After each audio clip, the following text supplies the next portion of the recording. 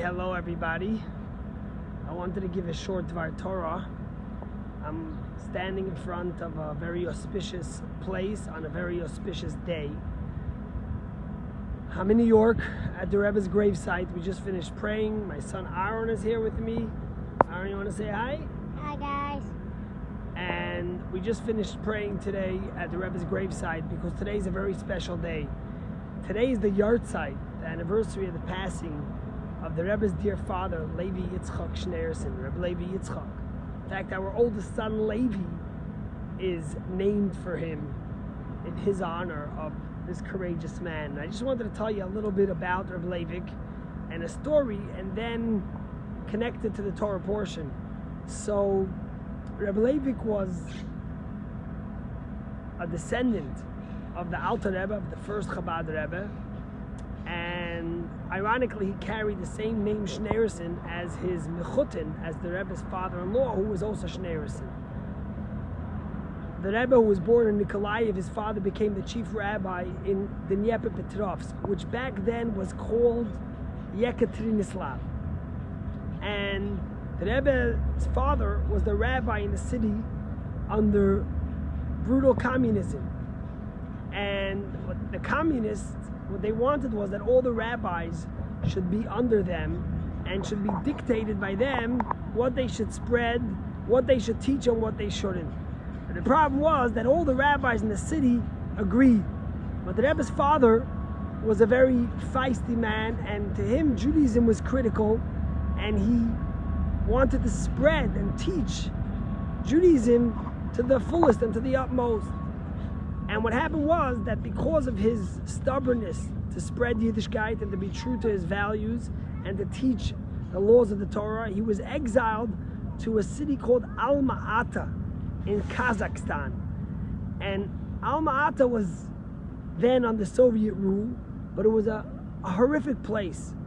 And the Rebbe's mother, Rebbe Tzachana, always describes how hard it was for Rebbe Levi to live there in exile. Here was a great rabbi, a Kabbalist, a mystic, a teacher who was living among peasants in brutal conditions in a tiny little apartment with rats and infested with all these creatures and animals, away from everyone he knew. And unfortunately, he never made it out of exile. He got sick there and he died in exile in the city of Alma-Ata. And in fact, today, the American State Department, together with the American State Department and the American government, together with the Kazakhstan government, designated the Rebbe's father's grave in Alma-Ata, where he was buried, as a heritage and a special site. But I want to tell you two stories about him, and then I want to connect it to the Torah portion. So the Rebbe's mother always described how the Rebbe's father celebrated Simchas Torah under those harsh conditions in exile. The Rebbe's father was very famous to celebrate Simchas Torah in a very unique way. In fact, one of the songs that we sing in our community always on Simchas Torah is a song that originated and was taught by the Rebbe's father. Many of you might know it from us singing it, but I won't sing it now. But the point is that here was a man who was used to being surrounded by hundreds of Chassidim and observant Jews celebrating Simchas Torah in the most festive way, and now he was relegated to being in Alma-Ata, in exile, with nobody he knew, in a one tiny bedroom apartment, not even able to get a minyan, and needing to celebrate Simchas Torah. And the Rebbetzin says, his wife, who made it out of the exile and came to America and is buried right here, we went to pray about her too, she says how she remembers how through all the hardship and the pain and the struggle, when Simchas Torah arrived, she saw her husband suddenly illuminate, and a new internal light and joy was brought to his face. And the Rebbe suddenly closed his eyes and celebrated and sung those very same songs and danced the very same way he would have danced living in Yekaterinoslav, in the Dnepropetrovsk, with all his Chassidim. And she said she was able to see that the place and the circumstances wasn't able to change this remarkable human being. And I heard a fascinating story about when he was, was a story that his wife told to Rebbe Tzachana, about when he was still the rabbi of Yekaterinoslav. And one night he gets a knock on his door at 10:30 at night. And this woman comes and she says that, listen, I'm coming to warn you, in an hour and a half, my son and my daughter-in-law are coming. They work for the government in a faraway place. And they're terrified under the risk of the communism to do anything Jewish. But we wanted them to have a wedding.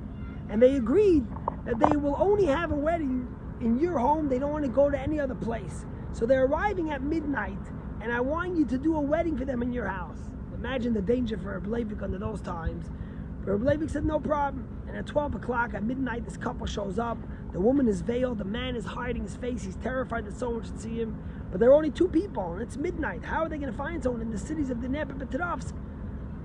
To make this wedding, you need a minion. So Reb Leivik searches, and they go, and they find another 7 chassidim. Here they are, 9 people together.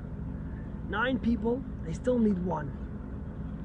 And Reb Leivik, remember that in his city, there was a Jew who was a Communist Party member, who the communists sent to live in this same building as Reb Levi Yitzchak, to be able to spy on him and to see what he does and to make sure he doesn't do anything he's not supposed to and to report back. Imagine, this was a type of Jew, but a Jew is a Jew.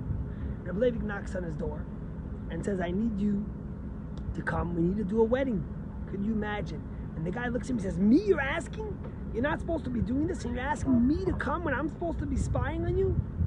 And guess what? Reb Leivik said yes. The guy came down, and they came to Reb Levi Yitzchak's apartment, and together, Reb Levi Yitzchak wrote the ksuba, the wedding marriage contract, and everything else that had to be written. And right there, they made the blessings for this couple to get married. Within moments, disappeared. Everyone disappeared back after the wedding except this communist card carrying member of the Communist Party who was a Jew. And he looked at Reb Leivik and he says, I don't want to have anything to do with this anymore. I want to be with you. I want to be able to connect to my Judaism. And the Rebbetzin always spoke remarkably about how Reb Leivik had such a self-sacrifice for Judaism. But it wasn't because he was forced to. It was something he loved and he enjoyed. This is who he was. And I think about it on this auspicious day, and to have the merit to have a son named after him, because today's Torah portion starts, the portion is called Re'eh. God says, see for yourself. I give a blessing and a curse in front of you. What's the blessing? It's ha-bracha asher tishma'un. That you're going to listen and you're going to do the Torah. He doesn't say if you're going to do it. He doesn't say that the blessing is a reward you're going to get for it. The blessing is the fact that you're able to connect to God. The fact that you're able to do Torah and mitzvahs, that's the blessing. It's not about the reward. The rabbis explain this. Why does he say Asher Tishmun? That you will listen, not if. And the rabbis explain because the real reward for doing a mitzvah is not a reward. It's the fact that you get to do a mitzvah and you get to connect to Hashem. And that's who Reb Leivik was. His joy was in the mitzvah, not because there was someone going to punish him or reward him. It was because of who he was as a human being. You know, they say the story, the previous Rebbe, when he was arrested, the Rebbe's father-in-law, when he was arrested and brought into interrogation, and they wanted him to say where the yeshivas were, and the Frierdiker Rebbe refused to say anything. And they pointed a gun at him. And the Frierdiker Rebbe said, I'm not scared. People who have many gods in one world are afraid of the gun.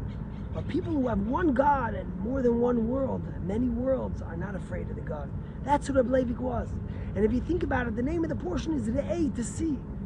You know, we say seeing is believing, right? The greatest connection to Judaism is in a way when you see it, when you live it, when it's part of your life. It's not just something you heard from your parents, your grandparents. It's not just something you hope and you merit because of what others have told you, but it's something you see and you feel in your soul. And that's the blessing I give each and every one of us as I stand there at this holy place, that on this great day, as we commemorate the yahrzeit of a person who gave his life to spread Judaism, and literally gave his life and his death because he was buried in the place of his exile and never got to be by the Rebbe's wedding and never got to see the Rebbe after he was put into exile, that in that merit we should be able to see our Judaism and see that the true reward is not that we get some reward from God in the world to come, but that we are able to do the mitzvahs and to connect to God and to be his messengers in this world. to bring Judaism to this world. Have a great day.